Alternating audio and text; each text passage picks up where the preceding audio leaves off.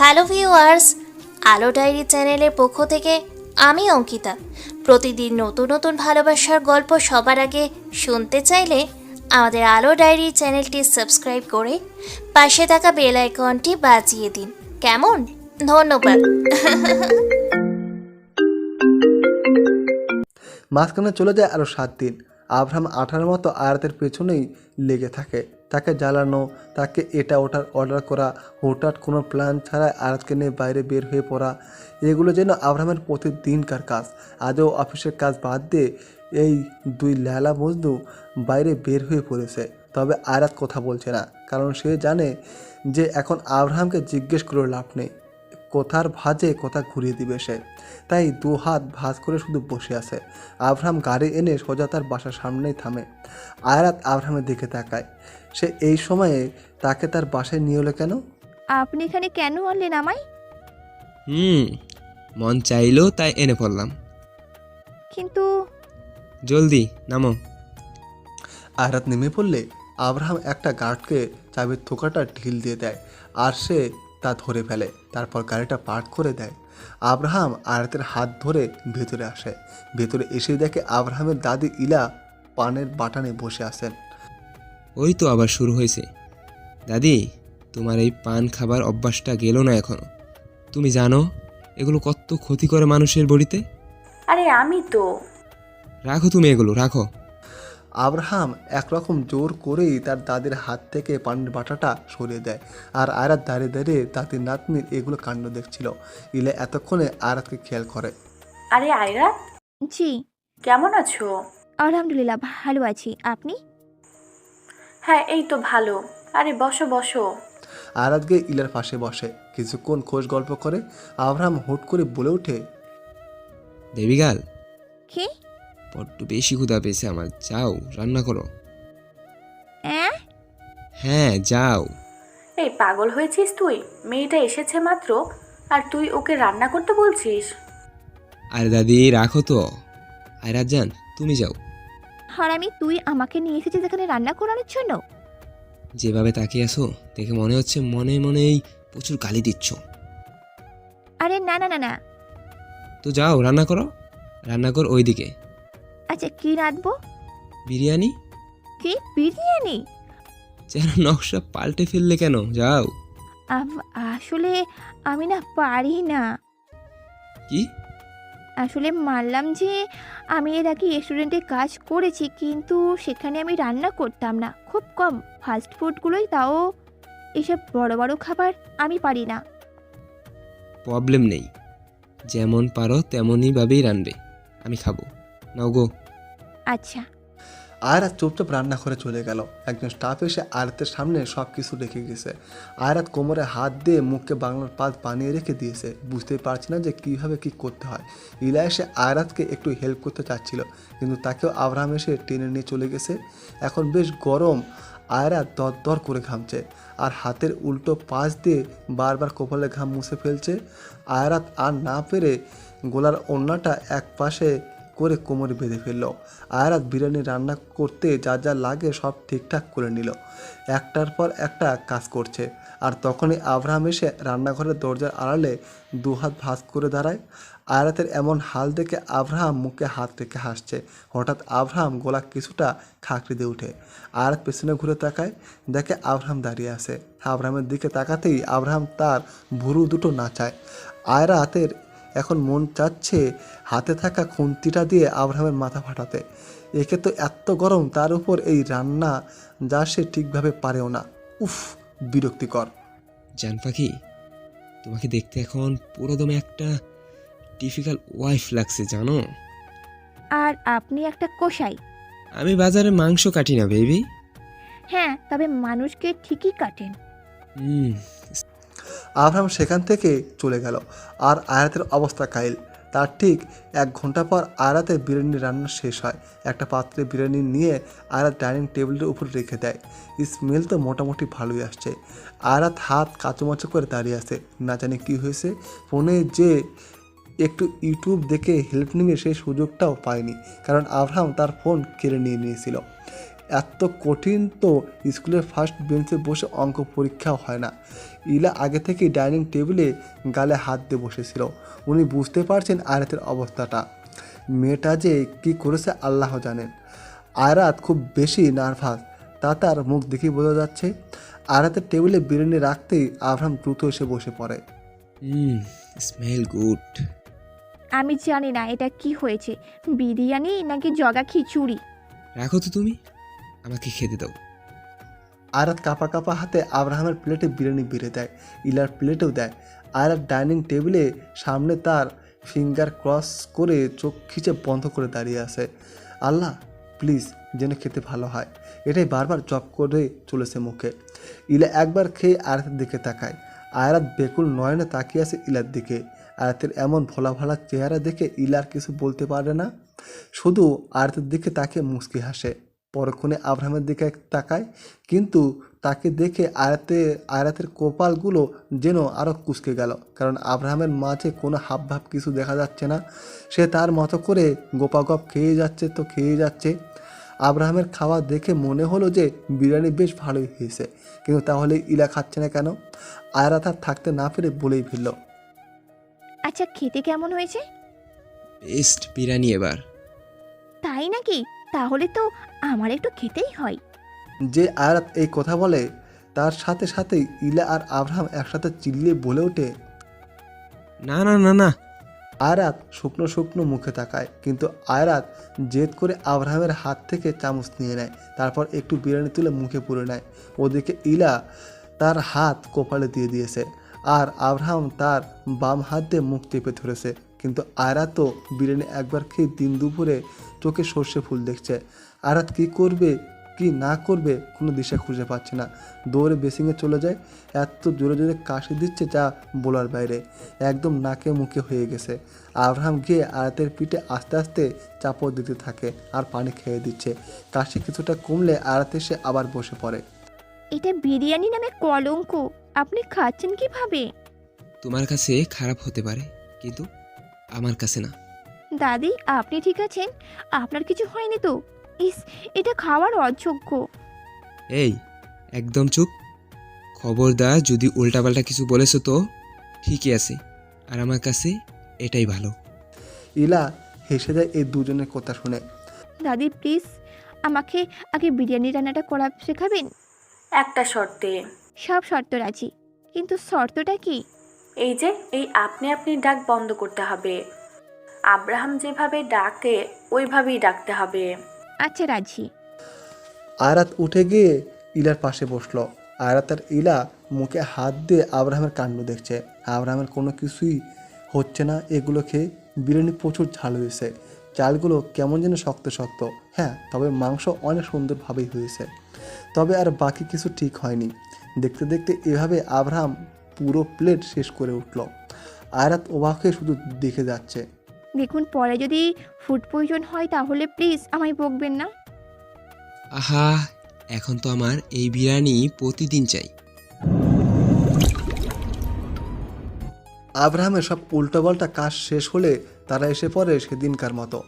এখন কোথায় যাচ্ছি আমরা? কেন, আরো কোথাও যাওয়ার ইচ্ছে আছে নাকি? না। আচ্ছা। আব্রাহাম আয়ারাতকে তার বাসার সামনে রেখে চলে যায়।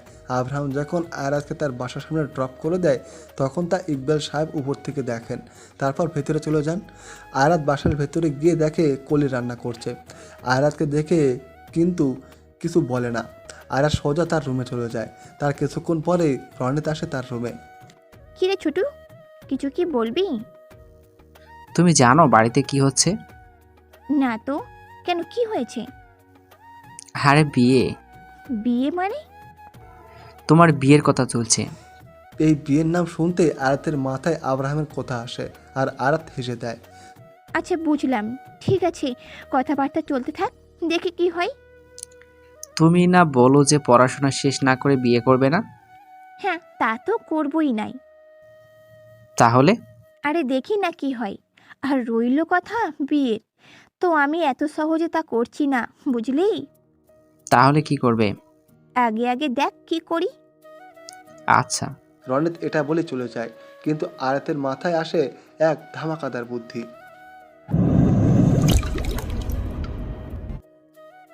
রায়হান কেন জানি এখন আস্তে আস্তে চেঞ্জ হচ্ছে কিছুটা। আগে সে আয়াতকে অন্য মেয়েদের মতো ভাবলেও এখন আর না, সেও হয়তো আয়াতের প্রেমে তলিয়ে গেছে। যাই হোক, তাকে যাই করা দ্রুত সব কিছু করতে হবে। সে চায় না আব্রাহাম যাতে কোনো কিছুতে ঝামেলা করে। ওইদিকে আয়রাত যে কী করবে তা একমাত্র সেই ভালো জানে। বিয়ের পিড়িতে সে তো এত সহজে বসবে না। আর আব্রাহাম একবার যদি জানে যে আয়াতের বিয়ে ঠিক বা বিয়ের কথা চলছে, তখন কী হবে জাস্ট ভাবা যায় না।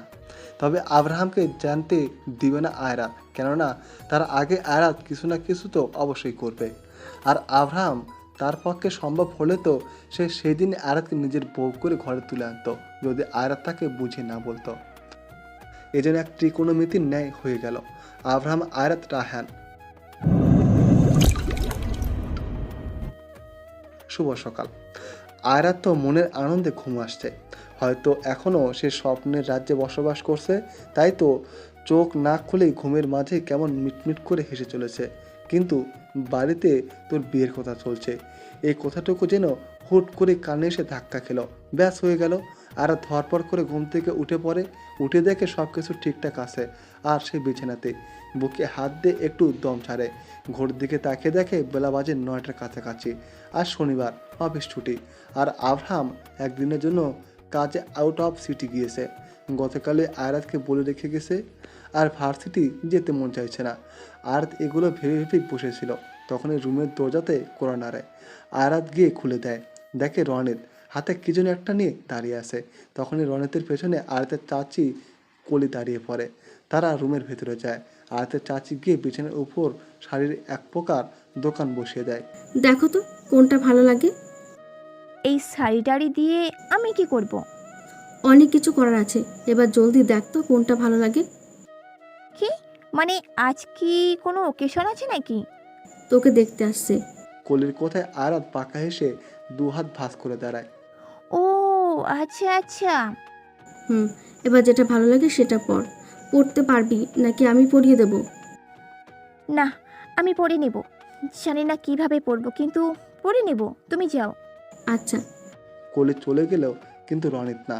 কলি চলে যেতেই রনিত তার 32টা দাঁত বের করে হাড়ির দিকে তাকিয়ে তাকে হাসছে। তাকিয়ে আছিস কেন? মুখ বন্ধ কর গরু। শোন, যাবি না, এখানে বসে থাক, কথা আছে। আমি ফ্রেশ হয়ে আসি। আচ্ছা। আয়রাত রনিতকে বলে ফ্রেশ হতে চলে যায়। রনিত সারা ঘরে দৌড়াদৌড়ি করছে। কিছুক্ষণ পর আয়রাত এসে পড়ে। এসে রনিতকে আগে ঘোষ হিসেবে এক বক্স চকলেট দেয়। কি করতে হবে জলদি বলো। আরে ওয়াও, বুঝে গেছিস? বলো। আয়রাত রনিতকে সব বলে বুঝিয়ে দিল। তারপর রনিত রুম থেকে দৌড়ে চলে যায় ডিম আনতে। হ্যাঁ, ডিম আনতে। এবার আয়রাত নিজের সামনে ফোন অন করে ইউটিউবে গিয়ে শাড়ি পরার টিউটোরিয়াল ভিডিও অন করে দিল। ওরা যেভাবে শাড়ি পরেছে, আয়রাত ইচ্ছে করেই ঠিক তার উল্টোভাবে শাড়ি পরেছে। বেশ কিছুক্ষণ পর হুট করে আবার দরজাতে নক পড়ে। আয়রাতের চাচি চিল্লে বলে ওঠে, হলো তোর? 10টা বাজে, ওরা 11টার দিকে এসে পড়বে। হ্যাঁ হ্যাঁ, প্রায় হয়ে গেছে। তুমি যাও, আমি আসছি। আয়রাতের চাচি সেখান থেকে চলে যেতেই আয়রাত দ্রুত ফোনটা নিয়ে দিয়াকে ফোন করে। দিয়া হয়তো তখনও ঘুম থেকেই ওঠেনি। 3বার ফোন দেয় আয়রাত, কিন্তু সে ধরে না। 4বারের সময় দিয়া ফোন ধরে। আর ফোন ধরতেই দিয়া। দিয়ার ঘুমের মা বোন একেবারে এক হয়ে গেছে এমন চিল্লানিতে। কি হইছে ভাই? এইদিকে আমার হাওয়া টাইট হয়ে যাইতেছে, আর তুই বজ্জাত মাইয়া ঘুমাস। এই তোর ঘুমের খেতাপুরি। জলদি আমার বাসায় আই, 10 মিনিটে আসবি। আরে বাবা, হয়েছে কি? জানো, আজকে আমার সুন্দর মুখমণ্ডলখানা দর্শন করিবার জন্য অতি প্রাণপ্রিয় প্রত্যপক্ষরা আসতেছে। এই, তোর সংস্কৃত বুঝি না, বাংলা ক। দিয়া আমায় দেখতে আসছে ছেলেরা। ছেলে কেমন, কি করে, নাম কি, কোথায় থাকে, আই জাস্ট ডোন্ট নো। আমি তো ভাবছি যে চাচ্চু পর্যন্ত কিছুই বললো না। আচ্ছা যাই হোক, দেখতে আসছে আসুক, আমিও কম না। এইখানে কি মামার বাড়ি মোয়া পেয়েছি নাকি? আসতে দে ওদের একবার, তারপর বোঝাবো। আর শোন প্লিজ, তুই জলদি আয়। এই তো উঠে পড়েছি, 10টা মিনিট টাইম দে আমাকে। আয়রাত আয়রাত ফোন কেটে দেয়। ওদিকে দিয়েও জলদি উঠে পড়ে। আর প্রায় 20 মিনিট পর আয়রাতের শাড়ি পরা শেষ হয়েছে। আল্লাহ জানে এটা শাড়ি পরা হয়েছে নাকি অন্য কিছু। কুচিগুলো ঠিক নেই, এলোমেলো, আঁচল ছোট হয়েছে। বলা যায় শাড়িকে এক প্রকার অন্যার মতো করে নিজের চারদিকে শুধু পিছিয়ে গেছে। এই হলো আয়াতের শাড়ি পরা। তবে আয়াত আজ খুশি, কেননা তাকে দেখতে তেমন ভালো লাগছে না। আর ভালোভাবে পড়াই হয়নি, তাহলে ভালো দেখতে আর কিভাবে লাগবে। ওদিকে দিয়া হাওয়ার বেগে আয়াতের বাসায় আসে। এসে দেখে হলরুমে ইকবাল সাহেব বসে আছেন আর আয়াতের চাচি রান্না করছে। দিয়াকে আসতে দেখে ইকবাল সাহেব বলেন, আরে দিয়া মাঝে, এসো এসো, কেমন আছো? জি চাচ্ছু, ভালো আছি। আরে দিয়া, ভেতরে এসো, অনেকদিন পর আসলে আজ। না মানে চাচি, এমনি আর কি। আচ্ছা, ভালোই হয়েছে এসেছো। আয়রাত একা একা ছিল, যাও ওর রুমে যাও। আচ্ছা। দিয়া এই বলে দ্রুত আয়াতের রুমে চলে যায়। ঠাস করে আয়াতের দরজা খুলে ফেলে। খুলে দেখে আয়াত ভূতের মতো দাঁড়িয়ে আছে। দিয়া মুখকে ভেটকি দিয়ে আয়াতের আপদামস্তক সব দেখে নেয়। গোপাল ভাঁড় যেমন ধুতি পরে আয়াতের শাড়ি পরাও ঠিক সেই। আয়াত দিয়েকে দেখে কপাল কুঁচকায়। দিয়ে মুখ চেপে হাসছে। আয়াত দিয়ে সামনে গিয়ে একটা ঘুরন্টি মেরে বলে, এই হরামি, কেমন দেখাচ্ছে আমাকে? ছাক্কা সাফা। থ্যাংকু। আচ্ছা, মানে এভাবে হুট করেই ছেলে দেখতে কেমনে আসছে? আর বলিস না, কাল রাতে রনিত আমায় বলছিল। একবার আমি ভেবেছি মজা করছে হয়তো, কিন্তু না। আজ সকালবেলা চাচি এসে বলে গেল যে শাড়ি গানা পরে যেতে, ছেলেরা আসবে। আমি তো অবাক। দিয়ে উকি দিয়ে আয়াতের বিছানার দিকে তাকায়। দেখে শুধু শাড়ি আর শাড়ি, কিন্তু এক একটা শাড়ি হেব্বি সুন্দর। দিয়ে আয়াতের দিকে তাকায়। আরে ধুর, এত সুন্দর সুন্দর আর ভালো ভালো শাড়িগুলো রেখে তুই কি এই ফ্যাকাশে কালার শাড়িটা পরেছিস রে? তোর কি মনে হয় আজ আমি ভালোভাবে চলবো? দাঁড়া না, ছেলেপক্ষকে কিভাবে বিদায় করতে হয় তা আমার বেশ ভালো করেই জানা আছে। আর এমনভাবেই বিদায় করব যে আর জীবনেও এই বাড়িতে আসবে না। এই রনিত কোথায় রে? দেশি পচা ডিম আনতে পাঠিয়েছি। ছি, কেন? কাজ আছে বাবু, কাজ আছে। আয়রাত এর মধ্যেই দিয়াকে যা যা করতে হবে A to Z বুঝিয়ে দেয়। দিয়ার হাসতে হাসতে পেট খিচে ধরে গেছে। এই তোর বিয়া ভাঙার বুদ্ধি? বই টিস্যু দে, হাসতে হাসতে চোখ দিয়ে পানি বাইর হইয়া গেছে।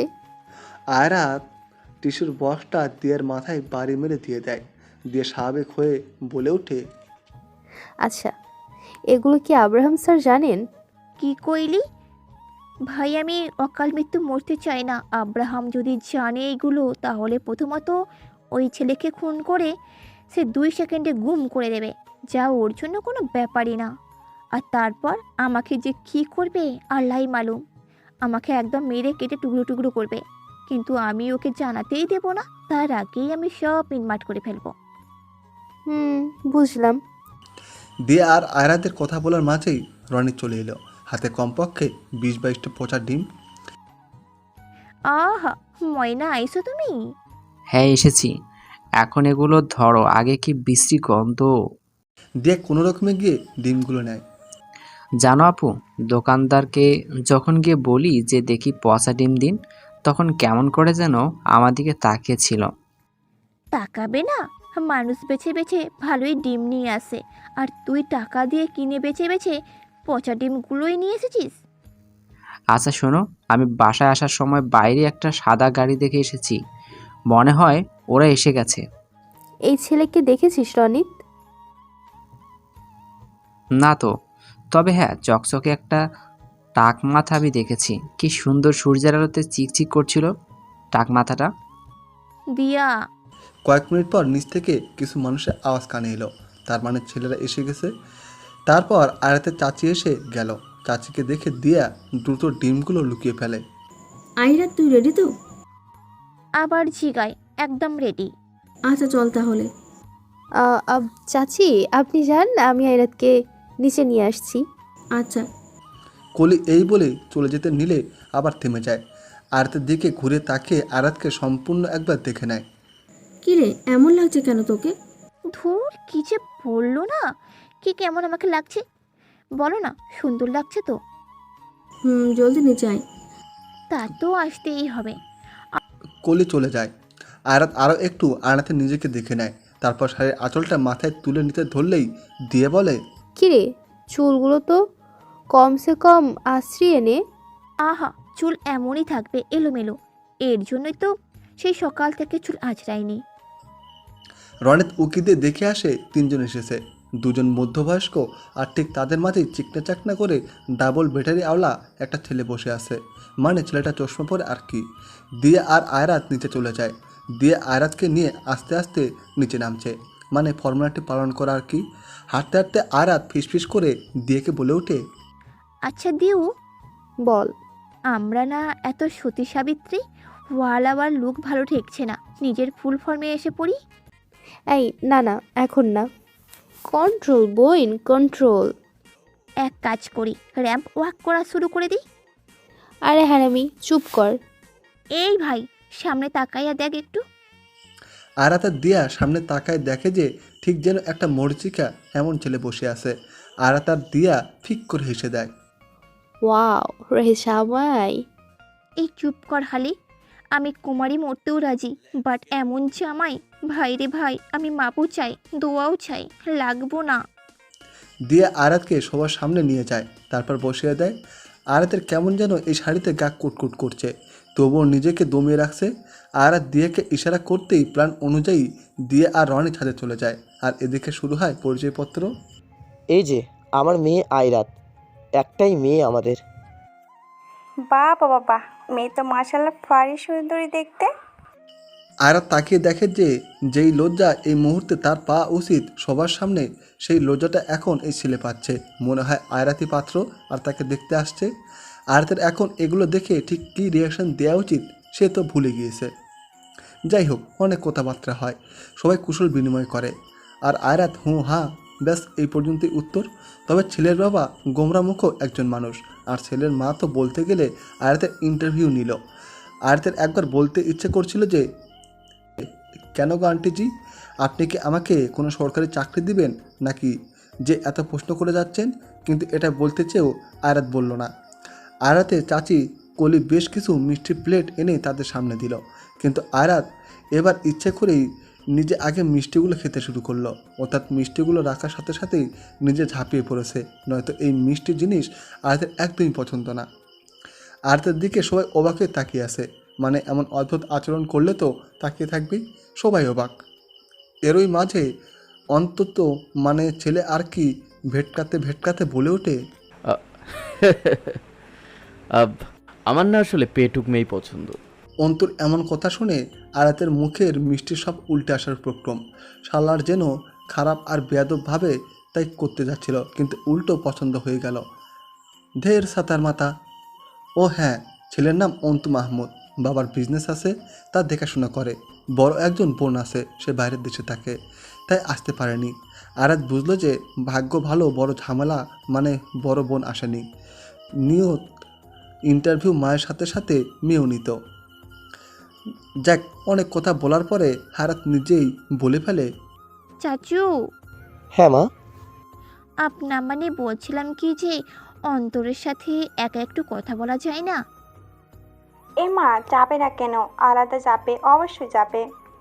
আয়রাত, অন্তুকে নিয়ে ওপরে যাও, বাড়িটা দেখাও। যাও যাও, নিয়ে যাও। আয়রাত উঠে চলে গেল, আর তার পেছন পেছন অন্তু বেটারিও। আর ওদিকে বড়রা সবাই কথা বলতে থাকলো। আয়রাত অন্তুকে তার রুমে নিয়ে গেল। অন্তু শুধু আয়রাতের দিকে তাকিয়ে তাকিয়ে মুচকি হাসে, আর একটু পরপর নিজের চশমা ঠিক করে। আয়রাত অন্তুকে নিয়ে করিডোরে যায়। এবার আয়রাত একটু নিজের রূপে আসে, মাথা থেকে শাড়ির আঁচল দেয় সরিয়ে। অন্তু আয়রাতের দিকে তাকায়, আর এবার আয়রাত তার চোখ দুটো ইচ্ছে করে একদম টেরা করে ফেলে, মানে অটিস্টিকদের চোখ যেমন টেরা থাকে ঠিক তেমন। আয়রাতের এমন চাহনি দেখে অন্তু কিছুটা চিল্লে ওঠে। তারপর আয়রাত ঠিক করে নেয় তার চোখগুলো, আর মুখে হাত দিয়ে হাসছে। তো এত হাবলা কেন আপনি? এই যে হ্যালো, মুখে মশা ঢুকে যাবে, বন্ধ করুন। হ্যাঁ, আর বলেন কি সমস্যা? আর কোনো মাইয়া পারলেন না? মানে আমাকেই কেন?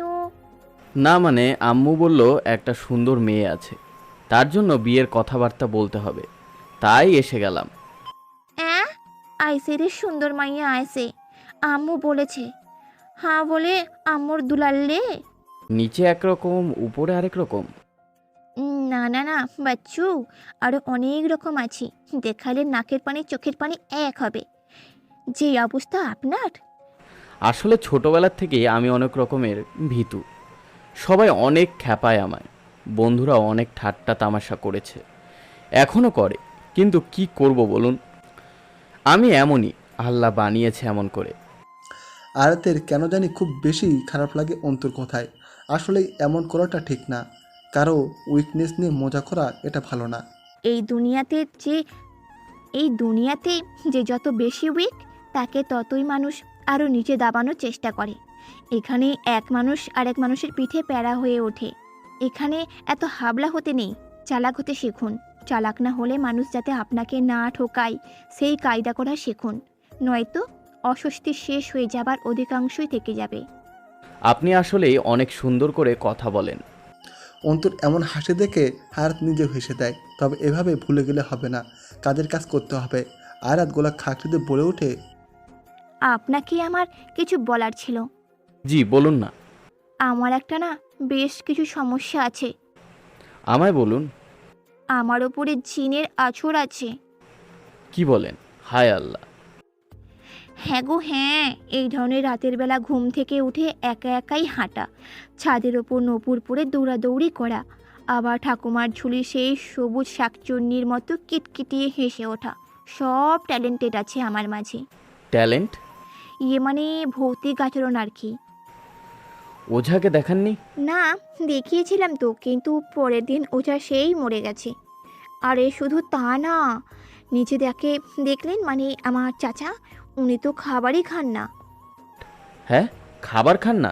তাহলে বেঁচে আছেন কিভাবে? উনি তো অনেক আগেই মরে গেছেন। নাউজবিল্লাহ, আল্লাহ মাফ করো। কি বলেন? তাহলে নিচে দেখলাম সে কে? আত্মা। আম্মু? এই আসতে, এই রইল আমার চাচা। আমার চাচির খবর তো জানেনই না। উনি রাত বিরাতে সাদা কাপড় বাইরে ঘুরে বেড়ান, আর যাকেই দেখেন তাকে টাস করে ঘাড় মটকে দেন। আমাকেই মটকে দিত যদি না আমি তাদের মতো না হতাম তো। এই কি বলেন? মানে কি? মানে এই যে আমিও ভূত, ওই যে বললাম জিনের আছর আছে। এখন উপায়? কাছে আসেন মিয়া। হ্যাঁ। আরে একটু এদিকে আসেন না, কানে কানে একটা কথা বলি। জি বলেন। সোজা কথায় আসি, বিয়ে কইরেন না আমাকে, যত দ্রুত সম্ভব চইলা যান, নিজের আম্মু আর ওই টাককে নিয়ে দূর হয়ে যান, মানে আপনার আব্বুকে নিয়ে আর কি, নয়তো সবাই মরবে। আর বিয়ে হলে আপনাকে তো আমি বাসরাতে সবার আগেই মারমু। আল্লাহ না, প্লিজ বইন, আমি মাফ চাইছি, প্লিজ। আমি চলে যাব। বিয়ে নিকুচি করেছে, আমি চলে যাব। আরেক কথা, এই বাড়িতে যে আসে তাদের কিন্তু আমরা চিনে রাখি, পরে তাদের আগে খুন করি। তো অন্তবেবী, এখন তুমি কি করবে বলো তো? আম্মু। এই বলে অন্তু চলে যায় ধরপড় করে নিচে। অন্তুকে এভাবে নিচে নামতে দেখে সবাই অবাক, কিন্তু তবুও অন্তু একটু স্বাভাবিক হয়ে তার মাকে বলে ওঠে, আম্মু, আম্মু, এখান থেকে যেতে হবে আম্মু, থাকা যাবে না, জলদি চলো। এগুলো বলেই অন্তু তার বাবা মাকে নিয়ে চলে যায় কোনো রকমে। কেউ কিছু বুঝতে পারছে না, কিন্তু অন্তুর হাল বেগতিক দেখে অন্তুর বাবা মা চলে যান। আর ওদিকে আয়রায় তো দৌড়ে ছাদে চলে যায়। অন্তুর বাবা মা বিদায় নিয়ে বাড়ি থেকে বের হয়ে পড়ে। বাড়ি বেরিয়ে এসে যেই না গাড়িতে উঠতে যাবে, তখনই ছাদের উপর থেকে শুরু হয় মিশন পচা ডিম হামলা।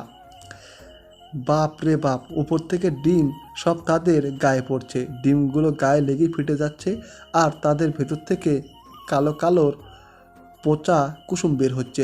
ইস, কি গন্ধ, কি বাজে। প্রায় সব ডিম শেষ। এবার দিয়া, রনিত আর আয়রা যার যার হাতে লাস্ট একটা করে ডিম নেয়। রনিত আর দিয়া ডিম ঢিল দিয়েছে, তা অন্তু আর তার মায়ের গায়ে লেগেছে, কিন্তু আয়রাত তার হাতের সেই লাস্ট ডিমটা দিয়ে মেরেছে এক ঢিল, আর তার সোজা গিয়ে লেগেছে অন্তুর বাবার টাক মাথার উপরে।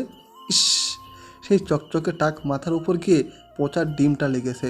অন্তুর বাবা প্রথমে বুঝেনি, কিন্তু পরে মাথায় হাত দিয়ে দেখে পচা দেশি ডিম।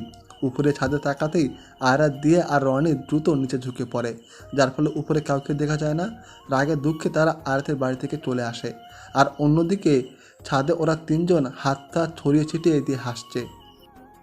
দিয়ে সারাদিন আয়রাতের বাসাতেই থাকে, আর আয়রাত এক ঝটকায় এসব শাড়ি টাড়ি খুলে ফ্রেশে সুন্দর হয়ে আসে। এই জন্য আয়রাতের আসল চেহারা দেখা যাচ্ছে। আয়রাত দিয়ে আর রনিত রুমে বসে বসে ইচ্ছে মতো চকলেট খাচ্ছে আর এগুলো বলে হাসছে। তখনই কলি আয়রাতের রুমে আসে। ভেবেছিল আয়রাতকে কিছু বলবে, কিন্তু এসে দেখে সবাই চকলেটের মাঝে ডুবে গেছে, তাই আর কিছু বলে না, চলে যায়। দিয়া বিকেলের দিকে চলে যায় তার বাসায়। কিন্তু সেই রাতে হঠাৎ করে কলির মা অর্থাৎ ইকবাল সাহেবের শাশুড়ি অনেক গুরুতরভাবে অসুস্থ হয়ে পড়েন। তাই বাধ্য হয়ে তাদের মানে আয়রাতের চাচা চাচি আর রনিতকে চলে যেতে হয় সেখানে।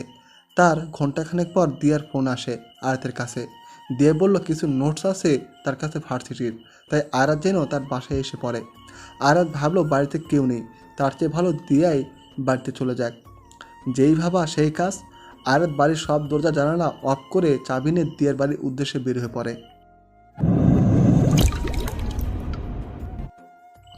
আব্রাহামের সকল কাজ শেষ। বাইরে গিয়েছিল, এর ফলে আয়রাতকে দেখতে পারেনি সে। এখন যেন নিজেকে কেমন পাগল পাগল লাগছে। আয়রাতকে লাগবে তার। আব্রাহাম ড্রাইভ করছে আর আয়রাতের কথাগুলোই মাথায় নিয়ে ঘুরছে। ড্রাইভ করতে করতেই হঠাৎ আব্রাহামের গাড়ির সামনে ঠাস করে ধাক্কা লাগে কিছু একটা, মনে হয় অ্যাক্সিডেন্ট। ও গড! আব্রাহাম জীবনে ভুল করেও কখনো অ্যাক্সিডেন্ট করে না, আর এখন কিনা। আব্রাহাম দ্রুত ব্রেক কষে গাড়ি থামায়, তারপর গাড়ি থেকে বের হয়ে পড়ে। বের হতেই দেখে, এই শোনো না, প্রতিদিন ভালোবাসার নতুন নতুন গল্প পেতে ও শুনতে চাইলে আমাদের আলোর ডায়েরি চ্যানেলটি সাবস্ক্রাইব করে পাশে থাকা বেল আইকনটি বাজিয়ে দিও, কেমন? আব্রাহাম দ্রুত গাড়িতে ব্রেক কষে, তারপর সিট বেল্টটা খুলে গাড়ির বাইরে বের হয়ে পড়ে। আর বের হতেই আব্রাহাম অবাক। সে তার হাত দিয়ে কপাল স্লাইড করতে থাকে, কেননা আব্রাহাম বের হয়ে দেখে একটা মেয়ে নিচে পায়ে হাত দিয়ে বসে আছে।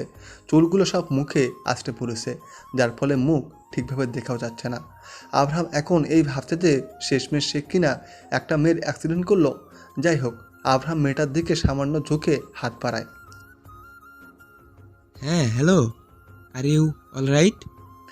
আব্রাহামের ডাকে মেয়েটা ঝট করে মাথা তুলে উপরে তাকায়। আব্রাহাম দেখে সেটা আয়রাত। আক্কেল গুরুম অবস্থা, কি করবে কি বলবে ভেবে পায় না। আর আয়রাত তো ভেবেছিল সে এত রাতে এমন সারের মতো করে যে গাড়ি চালাচ্ছিল তাকে আচ্ছা মতো ধুলাই করবে এখন, কিন্তু তার হলো কই। উপরে তাকিয়ে দেখে আব্রাহাম।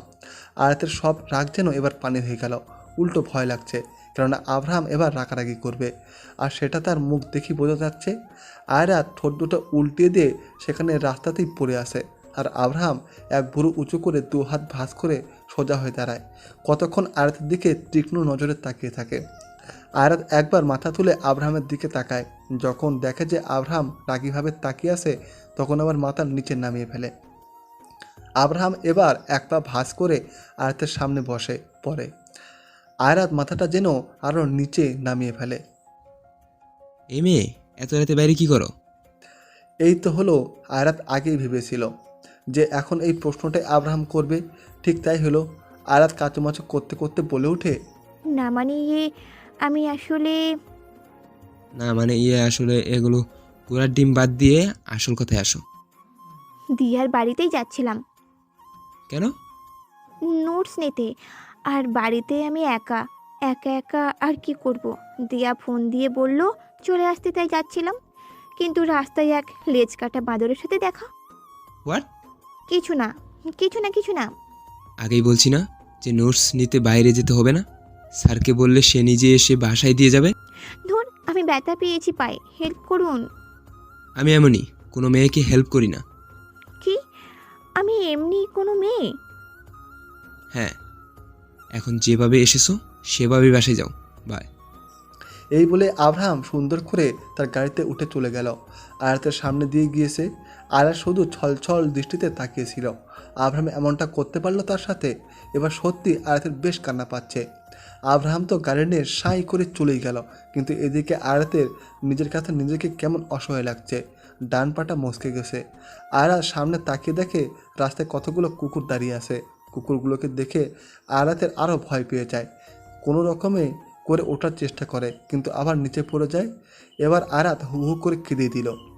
পায়ে ভালো ব্যথা পেয়েছে। 2 মিনিটে কেঁদে কেঁদে নাক মুখ সব লাল করে ফেলেছে। আয়রাত কোনো রকমে আবার উঠে দাঁড়ানোর চেষ্টা করে, কিন্তু তখন আবার হুড়মুড় করে পড়ে যেতে ধরলে নিজের কোমরে কারো শীতল হাতের স্পর্শ পায়। মুহূর্তে নিজেকে শূন্য অনুভব করে। তাকে দেখে আব্রাহামকে দেখে আয়রাত যেন তেলে বেগুনে জ্বলে ওঠে। আব্রাহামের কোল থেকে নামার জন্য ছটফট করে যাচ্ছে। আব্রাহাম দাঁত কটমট করে তাকায়, কিন্তু এবার আয়রাত ভয় পায় না, বরং রেগে বলে ওঠে, হয়েছে, নামান আমাকে। প্রথমে ছেড়ে চলে গিয়েছেন, এখন এসে আবার দরদ দেখাতে হবে না। নামান আমাকে। ছেড়ে যাবার তো প্রশ্নই আসে না। আমি বাসায় যাব, ছাড়ুন। এই পা নিয়ে বাসায় যাবে? বাড়িতে দিয়ে আসবে কে? এই কুকুরগুলো নাকি? ফাজলামি করেন, আমি একাই যেতে পারবো। ছাড়ুন তো, সবসময় ভালো লাগে না। এখন যদি বেশি বাচালগিরি করছো তো এই যে দিলাম, ফেলে দিলাম। আব্রাহামের হাতগুলো হালকা হয়ে এলেই আয়রাত আবার আব্রাহামের শার্টের কলার খামচে ধরে। কেন, কি হয়েছে? নামবে নাকি? তো নামিয়ে দিই, নামো। আমার পায়ে ব্যথা, আপনি ব্যথা দিয়েছেন। আহা, 2 মিনিটেই নাক মুখ সব লাল বানিয়ে ফেলেছে, টমেটোর মতো। আব্রাহাম আয়রাতকে কোলে তুলে নিয়ে গিয়ে গাড়িতে বসিয়ে দেয়, তারপর যেতে থাকে। আয়রাতের বাড়ি পার হয়ে গেল। আয়রাত দ্রুত আব্রাহামকে জিজ্ঞেস করে, এই আমরা কোথায় যাচ্ছি? বাড়িতে। কিন্তু কার? তোমারই বলতে পারো। আপনার বাসায় যাচ্ছি? হুম। আরে না না না, আমার বাসায় যেতে হবে। বাড়ি পুরোই ফাঁকা। হ্যাঁ, সেখানে আজ ভূতপেতদের নাইট পার্টি হবে। আরে দূর। তোমার চাচা চাচি কোথায়? চাচির মা অসুস্থ, তাই তারা সবাই ওখানে গিয়েছে। হয়তো কিছুদিন থাকবে। ও, তাহলে তো হয়ে গেল। না না না, হয়নি। আমি আমার বাসায় যাব। এই চুপ। আর হ্যাঁ, দিয়াকে ফোন করে বলে দাও যে তুমি যাচ্ছ না ওর বাসায়। আয়রাত আর কি দিয়াকে ফোন করে নাই করে দিল। আব্রাহাম তার বাড়ির সামনে গাড়ি থামায়।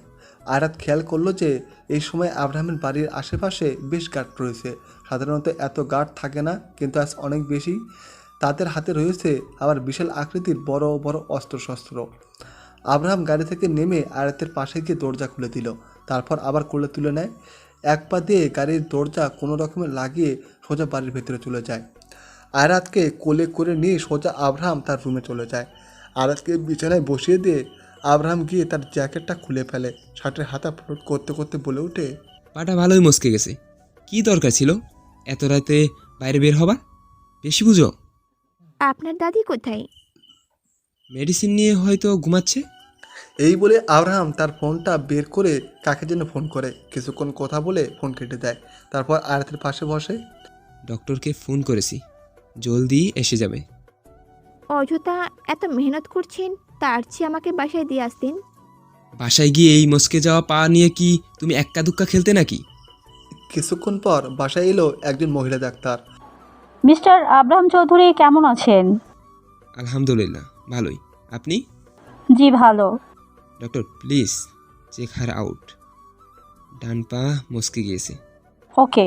নীলিমা কোনো রকমে পাটা দেখে, কেননা পাতে হাত পর্যন্ত লাগাতে দিচ্ছে না আয়রাত। ব্যথা অনেক, তবুও ডক্টর দেখে একটা মলম আর একটা পেন স্প্রে দিয়ে চলে গেল। আয়রাতের আজ এখানেই থাকতে হবে। যদিও আয়রাত চাইছিল না, কিন্তু আব্রাহাম ছাড়বে না। হঠাৎ আব্রাহামের মাথায় একটা বুদ্ধি আসে। সে আয়রাতের পাশে বসে পড়ে। আচ্ছা বেবি গার্ল, হুম। একটা প্রশ্ন ছিল। জি বলুন না। আব্রাহাম আয়রাতের ডান পায়ে হাত রেখে আর আয়রাত তাড়াতাড়ি করে বলে ওঠে, এই না না না, আপনি আমার পায়ে হাত দিচ্ছেন কেন? যখন সম্পূর্ণ তুমিটাই আমার, তখন এটা তো শুধুমাত্র পা। আচ্ছা কি প্রশ্ন আছে বলুন না। হুম আচ্ছা বলো তো, 2 আর 2 যোগ করলে কখন 5 হয়? আয়রাত আব্রাহামের প্রশ্নে মগ্ন ছিল, আর আব্রাহাম আলতো হাতে আয়রাতের পা ধরে আছে। আয়রাত তো নিজের মতো করে ভেবে যাচ্ছে। আব্রাহাম একটু বাঁকা চোখে আয়রাতের দিকে তাকায়। দেখে আয়রাত কপাল কুঁচকে ভাবছে। এই সুযোগে আব্রাহাম আয়রাতের পায়ের যেখানে ব্যথা, ঠিক সেখানে তার বিপরীত পাশে 2 হাত দিয়ে জোরে দেয় এক টুইস্ট করে। ঠাস করে শব্দ হয়, আর আয়রাত চিৎকার করে ওঠে। আস্তে। ও মারে, এই আপনি কি করলেন আল্লাহ?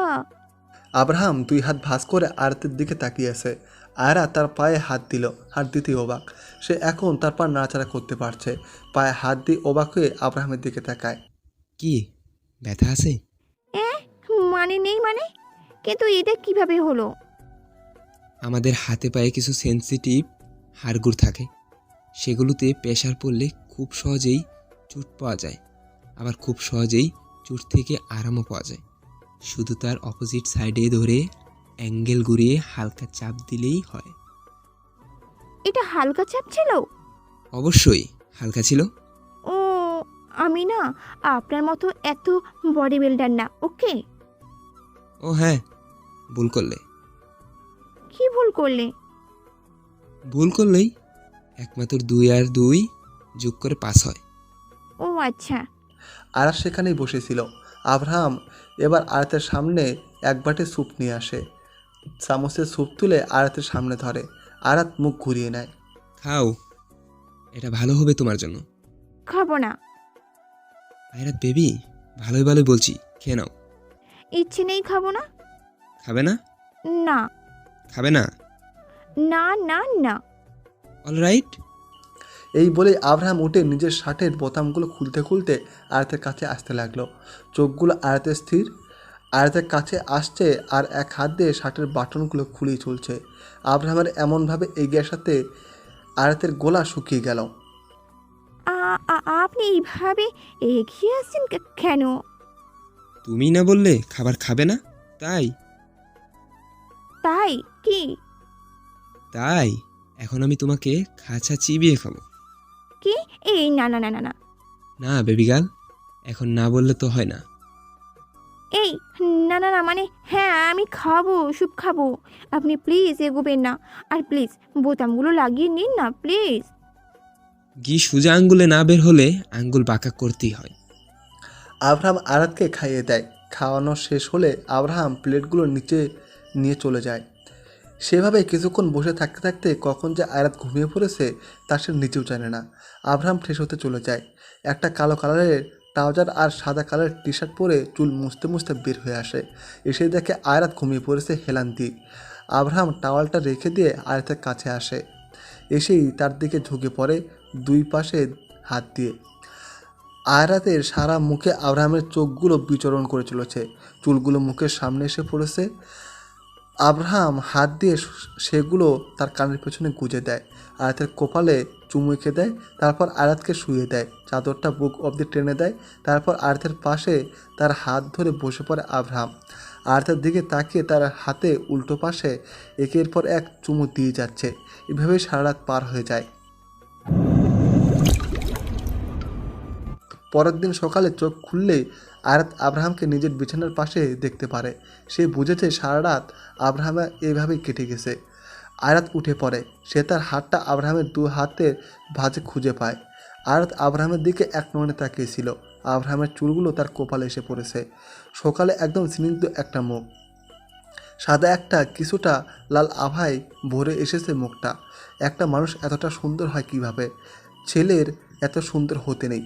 আব্রাহামের এই ইনোসেন্ট মুখখানা দেখে কেউ মনে করবে যে এই ছেলেটা এতটাই ভয়ানক আর সাইকো। কে যেন ঠিকই বলেছে, মানুষের চেহারা দেখে বা বাহ্যিক রূপ দেখে ভেতরে কোনো কিছুই আন্দাজ করা যায় না। এভাবে থাকতে থাকতে হুট করে আয়াত তার হাতটা তুলে আব্রাহামের চুলগুলো গুছিয়ে দিতে থাকে।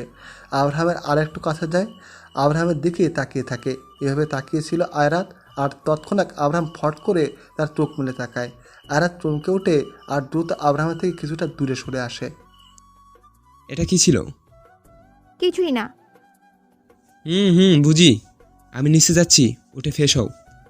আব্রাহাম এই বলে চলে গেল আর আয়াত তার মুখে পানির ছিটে দেয়। আয়াত নিচে হলরুমে যায়। আব্রাহামের দাদির সাথে দেখা হয়, অনেক কথা বলে।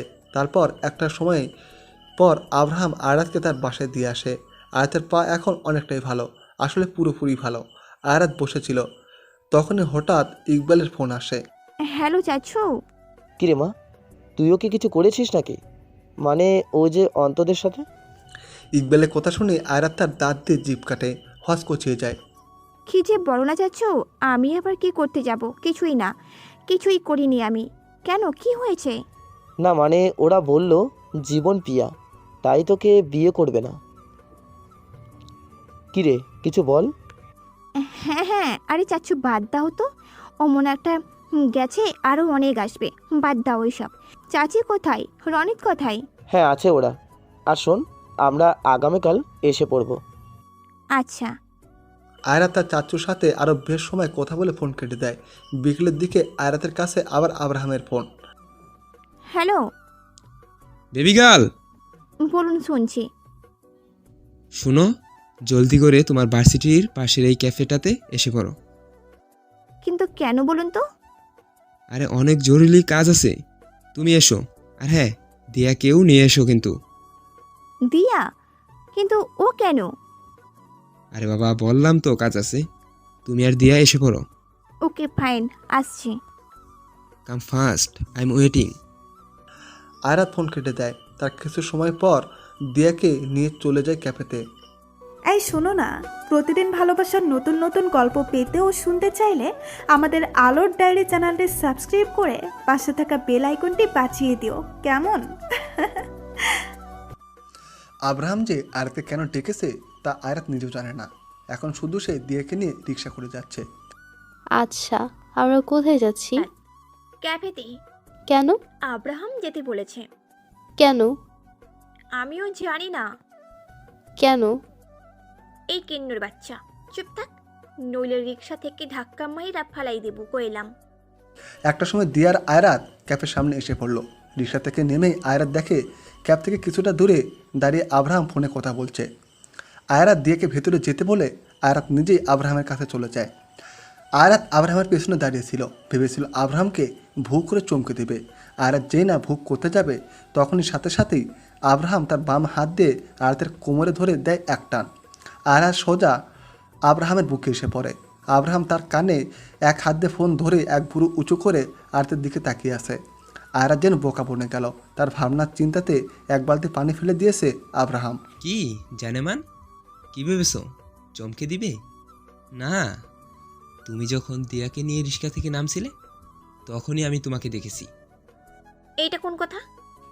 আব্রাহাম আয়রাতের কোমর টেনে ধরে তার কপালের সাথে নিজের কপাল ঠেকিয়ে দেয়। অতি চালাকের গলায় দড়ি, বেবি গার্ল। হয়েছে, ছাড়ুন। আর ওদিকে দিয়া ক্যাফের ভেতরে গিয়ে একটা টেবিলে বসে।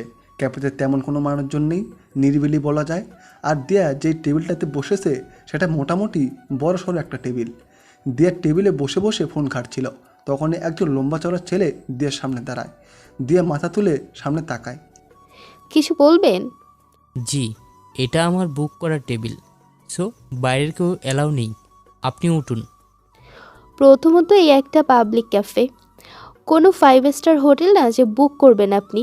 আর এখানে এমন শত শত টেবিল আসে, অন্য জায়গায় গিয়ে বসুন।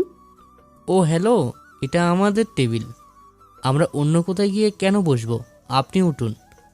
ও তাই না, আপনাদের টেবিল?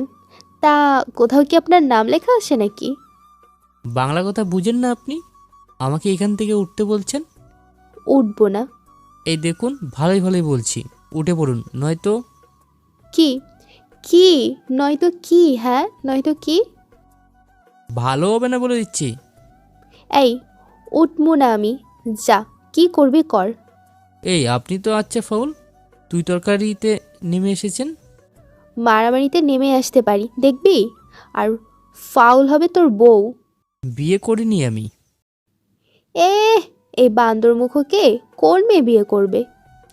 হ্যাঁ, আর নিজে তো ক্যাটরিনা কাইফ, তাই না? না না, ও কি আমার ভালো লাগে না, জ্যাকলিনকেই ভালো লাগে। আপনি সরেন এখান থেকে। এই মিয়া, কথা কানে যায় না? আমি যাব না যাব না যাব না এখান থেকে। কি করবেন করেন, যান। ছেলেটা আর কেউ না, অয়ন। দিয়া তার দিকে কপাল কুঁচকে তাকিয়েছিল।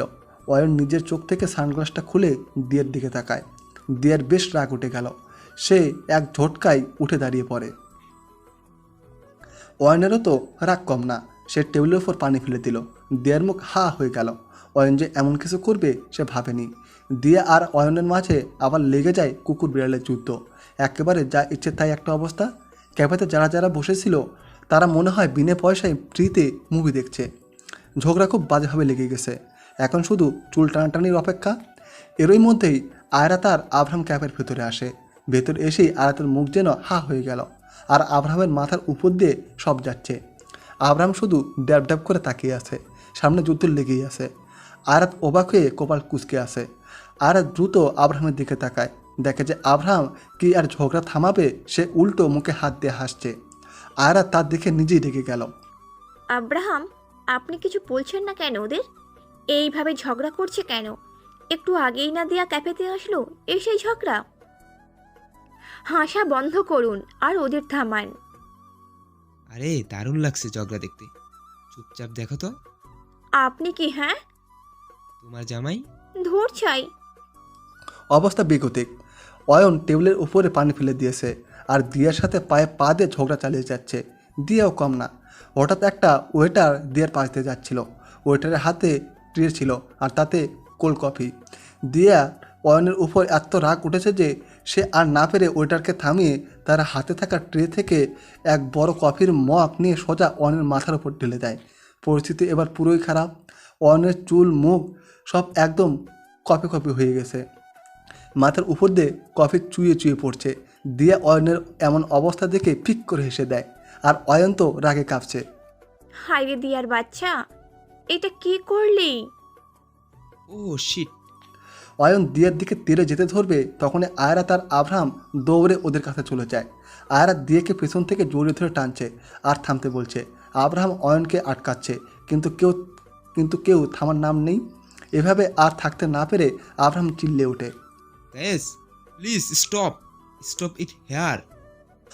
রাতের আধারে নীরবতায় ঝিঝি পোকা যেমন ডাকে, একদম চুপচাপ এখন অবস্থাটাও সেম। আব্রাহামের ধমকে সব একদম চুপ মেরে গেছে। ছোট বাচ্চা তোরা এভাবে ঝগড়া কেন করছিস? আরে বাবা, টেবিলের কি অভাব পড়েছে? এভাবে পায়ে পা লাগিয়ে ঝগড়া করার কোনো মানে হয়? আর তুই কি হয়েছে কি? অন্য টেবিলে গিয়ে বসলে কি হতো?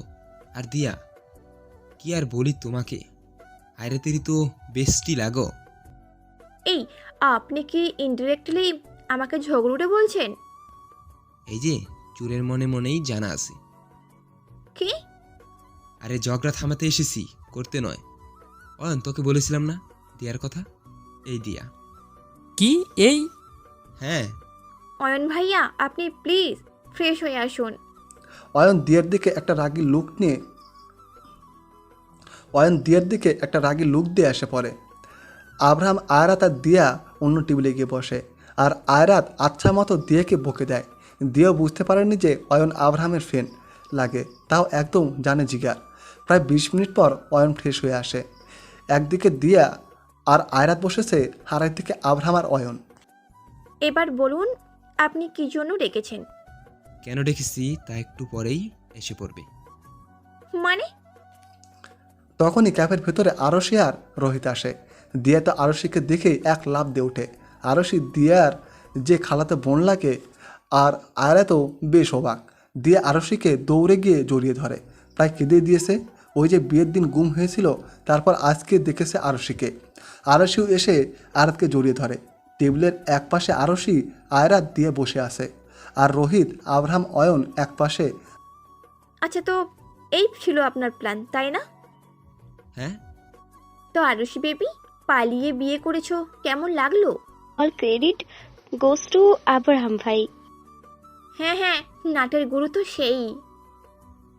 Thanks for the compliment girls. আরে আর বলিস না ভাই, শ্বশুর হলো কসাই, পরে কিন্তু ঠিকই মেনে নিয়েছে। অযথা ন্যাকামু সব। আমার তো মন চায়। রোহিত এগুলো বলছিল, কিন্তু তখন আব্রাহাম থামিয়ে দেয় তাকে ইশারা করে। রোহিতকে আরশির দিকে তাকাতে বলে। রোহিত তাকিয়ে দেখে আরশি রাগে চোখ ছোট ছোট করে তাকিয়ে আসে তার দিকে। নিজের বাবার এত সুনাম তার কেমন যেন হজম হলো না। সবাই গল্প করছে। আব্রাহাম বলে ওঠে, আসলে আরশি বনু, অনেক থ্যাঙ্কস তোমায়। কেন ভাইয়া? তোমাকে তুলে আনতে গিয়েই অয়ন আর কৌশল আয়রাতকে তুলে এনেছিল। আমার ভালোই হয়েছে। হ্যাঁ, আর আমার জীবনটা যাই অবস্থা। সবাই হেসে ওঠে। আচ্ছা, এবার বলো সবাই কে কি খাবে? বার্গার। আইসক্রিম। আমি পিৎজা। অয়ন, তুই কি খাবি? কফি? আব্রাহাম নিজেই বলে নিজে আহমুখ সেজে গেল যে সে আসলে ঠিক কী বললে এই মাত্র। অয়ন অসহায় মুখ নিয়ে আব্রাহামের দিকে তাকালো, কেননা দিয়া অয়নের মাথায় কফি ঢেলে দিয়েছে আর আব্রাহাম কিনা এখন তাকে আবার কফি খাওয়ার জন্য অফার করছে। দিয়া আর আয়রাত হেসে দেয়। না না না, থাক, কফি খেতে হবে না, তুই আর আমি কোল্ড ড্রিঙ্কস খাই, চল। হ্যাঁ, তাই অর্ডার কর। অবশেষে সব খাবার হাজির হলো। অনেক আড্ডা দিল সবাই, অনেক মজা লেগেছে। সারা বিকেল থেকে জমিয়ে আড্ডা দিয়ে সবাই চলে আসে। আরশি আর রোহিত চলে গেছে একসাথে, অয়নও চলে গেছে। আব্রাহাম তার গাড়িতে করে দিয়ার আয়াতকে নিয়ে এসে পড়ে, দিয়াকে তার বাসার সামনে নামিয়ে দিয়ে এসে পড়ে। এখন আয়রাত আর আব্রাহাম একসাথে গাড়িতে। দেখতে দেখতে আয়রাতের বাসাও এসে গেল। আয়রাত গাড়ি থেকে নেমে পড়ে। আব্রাহাম আয়রাতের হাত ধরে নিজের সাথে লাগিয়ে নেয়, তার গালে সাথে নিজের গালগুলো লাগিয়ে নেয়। আর তখনই আয়রা সাথে সাথে তার গাল সরিয়ে ফেলে। ধুর, আপনার এই চাপদাড়িগুলো না আমার গালে লাগে। আব্রাহাম হেসে দেয়, তারপর ইচ্ছে করে আয়াতের গালের সাথে নিজের গাল ঘষা দেয়। আমার এই চাপদারিগুলোর উপরে মেয়েরা মরে, আর তুমি এমন করো? অন্য মেয়েরা হয়তো মরে, কিন্তু আমি মরি না, ওকে? হুম, এখানে কি করেন? বাড়ি যান।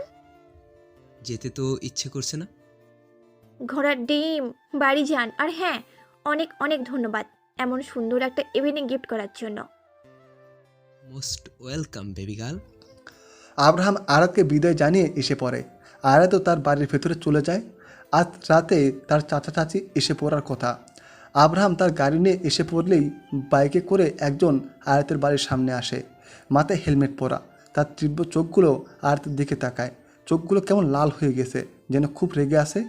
আয়রাত বাড়ির ভেতরে গিয়ে দরজা লাগিয়ে দেয়, আর তখনই সেই বাইক থাকা লোকটিও সেখান থেকে কেটে পড়ে। আয়াতের চাচা চাচি বাড়ি এসে পড়েছেন, তবে আয়াতের চাচি কিছুটা মনমরা, হয়তো তার মা অসুস্থ তার জন্য, আর কিছুটা রাগ করেও আসে আয়াতের উপর। ওই অন্তর জন্য। কলি ঠিক বুঝতে পেরেছে যে তারা এমনই না বলে দেয়নি। আয়াতের উপর সেদিন তার সকাল থেকে সন্দেহ ছিল, এই মেয়ে নিশ্চিত উল্টোপাল্টা কিছু করেছে, যার ফলে এমন হয়েছে।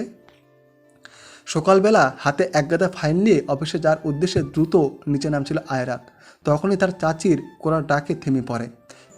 আয়রাত, দাঁড়া। হ্যাঁ, বলো।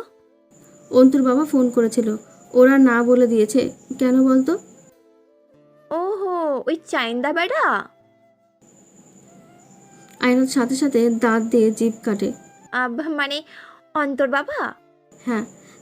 আমি কি করে জানবো যে কেন না করেছে? হয়তো আমার মধ্যে কোনো কমতি ছিল তাই। তেমন তো আমি তোর মাঝে কিছু দেখি না। এই সত্যি করে বলতো, তুই কিছু করেছিস কি? আরে না, কি যে বলো না। আমি কেন কি করতে যাব? আমি কিছুই কি করতে পারি বলো? শুনো না, এত মাথা ঘামানোর কি আছে? বন্ধ করো, বুঝলে? আর কাউকে কারো পছন্দ নাই বা হতে পারে, এতে এত প্যারা নেওয়ার কি আছে? আমি গেলাম, থাকো তুমি। কলিকে আর কিছু বলার সুযোগটুকু না দিয়ে আয়রা জলদি করে বের হয়ে এসে পড়ে। আর একটু সেখানে থাকলে তার চাচি তার মাথা কাল্লা সব ভেজে খেয়ে ফেলবে। অন্যদিকে আজ সকাল থেকে আব্রাহামের মাথা প্রচুর গরম। ইনফ্যাক্ট কাল রাত থেকেই রাগ সামলাতে পারে না আব্রাহাম, খুব রাগ লাগছে। এখন সে অফিসেই, তার সাথে অয়ন আর রাশেদও দাঁড়িয়ে আছে। পুরো কেবিন কাচের ছোট বড় সব টুকরো কেমন ছড়িয়ে ছিটিয়ে আছে। রাগগুলো এদের উপরই ঝাড়া হয়েছে। লাইক সিরিয়াসলি, গতকাল যে কটা গাড়ি ইউএসএ এর জন্য গিয়েছে সেগুলোতে ডাকছিল। স্যার, সেখানে স্টাফরা তো তাই বলছিল। এখন সেগুলো কোথায়? স্যার, সেগুলো ইউএসএ যে পুলিশ অফিসাররা ছিল তাদের আন্ডারে। হ্যাঁ, আর ওরা জানে যে এইগুলো তুই করবি না। আরে ভাই, মাফিয়ারা যতই ভালো হোক না কেন, মানুষ তাদের ভালো চোখে দেখে না, কখনোই না, আর দেখবেও না। কথাটা মাথায় রাখিস।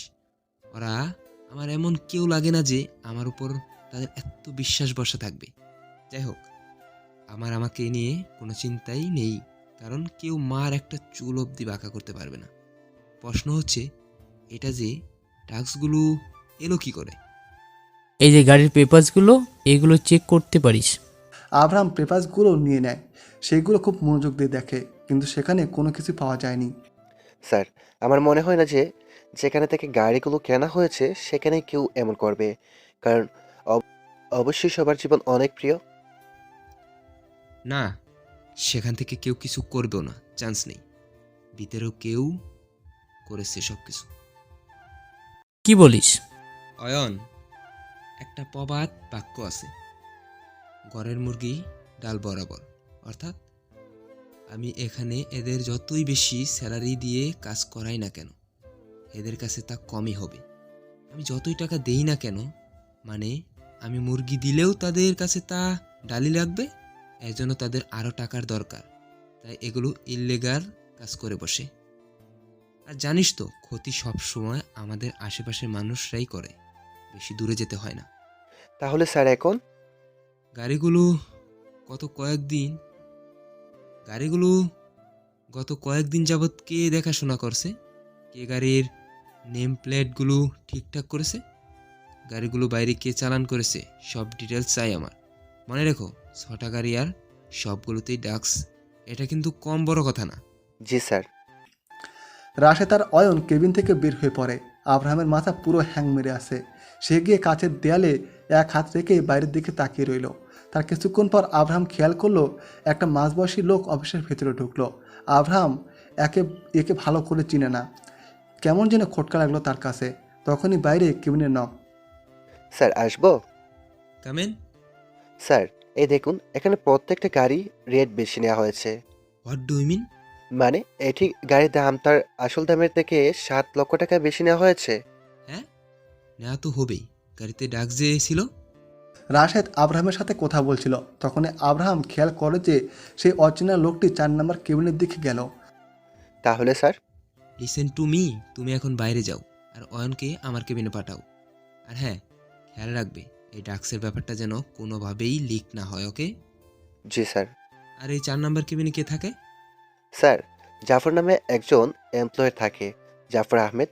ও হ্যাঁ, আইরাত ম্যামের সাথে টুকটাক কাজ করে, মানে এই ধরুন ফাইল দেখা বা হিসাব নিকাশ করা, এই তো। বুঝলাম। রাশেদ সেখান থেকে চলে যায়। তার কিছুক্ষণ পর অয়ন আসে। কি রে, ডেকেছিস? শোন, তোর তো আজ কোনো কাজ নেই, তাই না? তাহলে আজ আমার অফিসেই থেকে যা। কিন্তু আমার খিদে পেয়েছি তো। খালাম্মা তোকে কি খেয়ে পেটে রেখেছিল রে, শালা পেটু? আসলে তোর জন্য কাল দিয়াই ঠিক ছিল, একদম পারফেক্ট। এই, ওই বজ্জাত মেয়ের নাম নিবি না একদম। শোন, আমি কেবিনের বাইরে যাচ্ছি, কিন্তু তুই এখানে থাক, বুঝেছিস? মানে সবাই যাতে ভাবে যে আমি এখানেই আছি, ওকে? তার মানে আমি আব্রাহাম আহমেদ চৌধুরী পার্ট 2? কিছুক্ষণের জন্য তাই ধরে নে। কিন্তু তুই যাচ্ছিস কোথায়? ধরে নে কাহিনীর মূল সূত্র খুঁজে পেয়েছি। এই বলে আব্রাহাম বের হয়ে পড়ে। সোজা 4 নম্বর কেবিনের ভিতরে চলে যায়। গিয়ে দেখে জাফর বসে আছে চেয়ারে। জাফর দেখে আব্রাহামকে, কিন্তু চেয়ার থেকে উঠে দাঁড়াচ্ছে না। আব্রাহাম কিছুটা অবাকি হয়, মানে অফিসের বসকে দেখে সে দাঁড়াচ্ছে না। আব্রাহাম ভারী ভারী কিছু কদম ফেলে জাফরের দিকে এগিয়ে যায়। এবার আব্রাহাম ভালোভাবে খেয়াল করে যে জাফর আসলে ড্রাগ নিয়েছে, আর ফলে যে তার হিতাহিত জ্ঞান শূন্য হয়ে গেছে। উঠে দাঁড়ানোর শক্তিটুকু নেই তার মাঝে। তার সামনে কে আছে কে নেই তার খেয়াল নেই। কেমন এক মাতলামো ভাব। চোখগুলো লাল হয়ে গেছে, চোখের পলকগুলো আধো আধো করে ফেলেছে। আব্রাহামের কাছে এখন যেন সব পানির মতো পরিষ্কার। তাকে আর কিছু বলতেও হলো না, কারণ প্রমাণ তার নিজের চোখের সামনে। গাড়িতে ড্রাগসগুলো কে ভরেছে বা কে চালান করেছে তা সুস্পষ্ট হয়ে গেল। এখন প্রশ্ন একটাই, যে যাই কিছু করেছে তা এই জাফর একাই করেছে নাকি আরও অন্য কারো হাত আছে এর পেছনে? আব্রাহাম টেবিলের দিকে এগিয়ে যায়। টেবিলের উপর 1 গ্লাস পানি ছিল, তা নিয়ে আব্রাহাম সোজা জাফরের মুখের উপর মেরে দেয়। জাফর কিছুটা ধরফরে ওঠে, চোখগুলো খুব শক্তভাবে পিটপিট করছে। হাত দিয়ে মুখটা কোনো রকমে মুছে সামনে তাকায়। এখনও ঠিকভাবে দেখতে পারছে না সে, সব কেমন ঘোলা ঘোলা দেখাচ্ছে। তবে যতটুকু অবয়ব দেখতে পারছে তাতে এটা সে বুঝে গেছে যে সামনে থাকা ব্যক্তিটি আব্রাহাম। জাফর ঢুলুঢুলু পায়ে উঠে দাঁড়ায়। আব্রাহাম স্যার, আপনি? আব্রাহামের রাগ এবার সপ্তম আকাশে। সে জাফরের শার্টের কলার খামচে ধরে নিজের সামনে নিয়ে আসে। রাগে হাতটা সব শক্ত হয়ে এসেছে আব্রাহামের, দাঁতগুলো কটমট করছে। ওদিকে এক তীব্র গরমের মাঝে এত ঝুট ঝামেলা পেরিয়ে অফিসে এসেছে আয়রাত। এসে হাঁপাচ্ছে, পিয়নকে বলে একদম ঠান্ডা একটা কোকা-কোলা আনতে বলে। তখনই রোদেলা আসে। কি এই অবস্থা কেন? রাস্তায় প্রচুর জ্যাম ছিল, তার উপর গরমে তো আমি আলু সিদ্ধ রে ভাই। হুম, দেখা যাচ্ছে নাকের ডগায় ঘাম জমেছে, তার মানে জামাই অনেক আদর করবে। ধুর তুরি, এইগুলো হুদাই কথা, তুমি বিশ্বাস করো? আরে না, মজা করলাম। তখনই আড়াতে কোকা-কোলা এলো। আই খাবা? না খাও। আমি যাই স্যারের কেবিনে। আচ্ছা। ওহো, দাঁড়াও দাঁড়াও দাঁড়াও দাঁড়াও। হ্যাঁ। ওই যে, ওই কোথায়? কে? আরে ব্যাটার নামটা কি যেন? মিস্টার মিস্টার হ্যাঁ, মীর জাফর। জাফর? আরে নাম খেয়াল থাকে না, তাই মীর জাফর বলি, এতে মনে থাকে। হ্যাঁ বুঝলাম, এখন কি হয়েছে? আরে ওনার কাছ থেকে ফাইল নেবার আছে। ফাইলগুলো দিয়েছিলাম ওনাকে চেক করার জন্য, আজ নেওয়ার কথা, তাই নিতে হবে। হ্যাঁ কেবিনে আছে, একটু আগেই দেখেছি কেবিনে যেতে। ও আচ্ছা, তাহলে আমি আগে ওনার কাছ থেকে ফাইলগুলো আনি। আচ্ছা। আয়রাত জাফরের কেবিনের দিকে যেতে ধরলো, গিয়ে দেখে কেবিনের দরজা খোলা। তৎক্ষণাৎ ভেতর থেকে ভাঙচুরের শব্দ আসে। যেই না আয়রাত ভেতরে পা রাখতে যাবে, তখনই একটা রক্তমাখা কাচের টুকরো তার পায়ের সামনে আসে। এটা দেখেই তো আয়রাত বেশ ভড়কে যায়। সে একদম ভেতরে চলে যায়, আর যেতে যা দেখে তাতে আয়রাতের হাতগুলো আপনা আপনি তার মুখে চলে যায়। আব্রাহাম এক হাতে জাফরের শার্টের কলার খামচে ধরে আসে, আরেক হাতে রয়েছে কাচের এক টুকরো। সেটা দিয়ে আব্রাহাম জাফরের মুখ বরাবর দেয় একটা আঁচড় কেটে। তাতে গলার মাংস সম্পূর্ণ কেটে অর্ধেক কাচের সাথে এসে পড়ে, আর অর্ধেক মুখের উপর ঝুলে থাকে। গল গল করে রক্ত ঝরছে। আব্রাহাম হাতে থাকা কাজটা ঢিল মারে। তারপর তার জ্যাকেটের ভেতর থেকে একটা পকেট নাইফ বের করে। কোনো কথা না বলে আব্রাহাম সেই পকেট নাইফটা দিয়ে সোজা জাফরের গলার শ্বাসনালী বরাবর এক ঘাপ বসিয়ে দেয়। রক্তে জাফরের শার্ট ভিজে গেছে। মুহূর্তেই ফ্লোরে পড়ে গেল জাফর, গলা কাটা মুগরির মতো কেমন ছটফট করছে। এতক্ষণে গিয়ে আব্রাহামের রাগ যেন কিছুটা কমেছে। হাত থেকে নাইফটা জাফরের পাশেই ফেলে দেয়। আর এগুলো দেখে ভয়ে 2 কদম পেছনে সরে যায়। নিজের পেছনে কারো পায়ের আওয়াজ কানে আসতেই আব্রাহাম ঘুরে তাকায়, দেখে আয়রাত মুখে হাত দিয়ে চোখগুলো বড় বড় করে তাকিয়ে আছে। তখন জাফরের কেবিনে রাশেদ সহ আরও 3-4 জন গার্ড প্রবেশ করে। তারা এসে তাদের কাজে লেগে পড়ে, বলতে হয় না, কারণ আব্রাহামের সম্পর্কে তাদের ধারণা আছে। রাশেদ আর গার্ডগুলো তাদের কাজ করতে থাকলে আব্রাহাম দ্রুত পা ফেলে আয়াতের হাত ধরে এক টান দিয়ে নিজের সাথে নিয়ে যেতে থাকে। যেখানে আব্রাহাম হাঁটছে সেখানে আয়াত কিছুটা দৌড়ে যেতে হচ্ছে। অয়ন নিজের ফোন ঘাঁটছিল আব্রাহামের কেবিনে বসে বসে। আব্রাহামের এভাবে ঠাস করে কেবিনে ঢোকাতে অয়ন সামনে তাকায়। সিচুয়েশন বুঝতে পেরে অয়ন কেবিন থেকে বের হয়ে যায়। আয়াতের এখন ভয়ে অন্তর আত্মা সব কাঁপাকাঁপি করছে। রাগে আব্রাহামের হাতের রগগুলো কেমন ভেসে উঠেছে। আর যে শক্তভাবে আয়াতের হাত ধরে রেখেছে তাতে হাত আলগা হয়ে খুলে যাবার উপক্রম। আব্রাহাম একটা চেয়ার এনে পা দিয়ে লাথি দিয়ে সামনে রাখে। তারপর আয়াতের হাত ধরে টেনে ধপ করে তাতে বসিয়ে দেয়। আয়াত মাথা একদম নিচু করে বসে আছে। আব্রাহামও তার সামনে একটা চেয়ারে বসে, এক হাত হাঁটুতে রেখে আরেক হাত কপালে ঠেকিয়ে রেখে দিয়েছে। কেউ কিছু বলছে না, সব চুপ। এই চুপ থাকার মাঝে হঠাৎ আব্রাহামের ধমকে সুরে বলে ওঠে, এই মেয়ে, সমস্যা কি তোমার? হ্যাঁ? আয়াত চমকে ওঠে। না বলো আমাকে, প্রবলেম কি তোমার? যেখানে নয় সেখানে এসে পড়ো। আমি যখনই এগুলো করি তখনই কি তোমার আসতে হয়? এরপরে আসতে পারো না? আর জাফরের কেবিনে কি করো তুমি? হ্যাঁ, তোমাকে না বলছি সবার আগে আমার কেবিনে যাবা? ওই হারামির কেবিনে কি করো? কিছু ফাইল ছিল। অন্য স্টাফকে বলে আনা যেত না?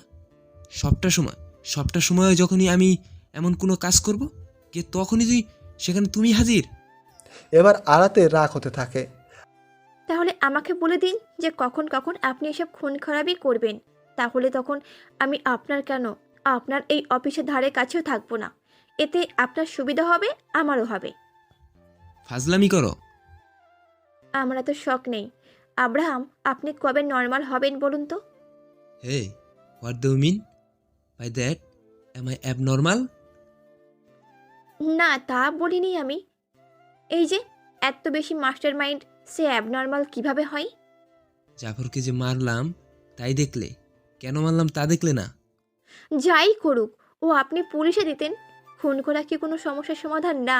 আপনি বুঝেন না কেন? আর রাগ কার উপর জানলাম? তোমার উপর? আপনি এসব কি কখনোই বন্ধ করবেন না? না। এবার মিস বক বক প্লিজ চুপ করো। আরাতের এত রাগ লাগছে এখন, কিন্তু আরাত খেয়াল করে যে আব্রাহামের হাতের তালুতে বেশ কেটে গেছে, হয়তো কাজ দিই। আরাত রাগের বসে এক ঝটকায় বসা থেকে উঠে পড়ে। তারপর একটা ফার্স্ট এইড বক্স নিয়ে এসে আবার আব্রাহামের কাছে গিয়ে বসে। আব্রাহামের হাতটা দেয় এক টান, নিজের কোলের উপর হাতটা রেখে দিয়ে তুলোতে স্যাবলন লাগিয়ে রক্ত ক্লিন করে দিতে থাকে।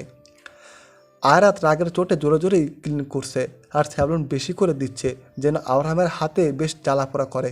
কিন্তু আব্রাহামের কোনো হাবভাব না দেখে আরাত কপাল কুঁচকে আব্রাহামের দিকে তাকিয়ে দেখে যে আব্রাহাম এক ধ্যানে আরাতের দিকে তাকিয়ে আছে, তো হাসেই। হাত যে কেটেছে বা তাতে এত ক্ষার যুক্ত মেডিসিন যে দিচ্ছে তাতে তার কোনো খেয়ালই নেই। আরাতের এখন মন চাইছে নিজের চুলগুলো নিজে ছিঁড়ুক। যাই হোক, আব্রাহামের হাত ব্যান্ডেজ করে দিতে লাগলো সে।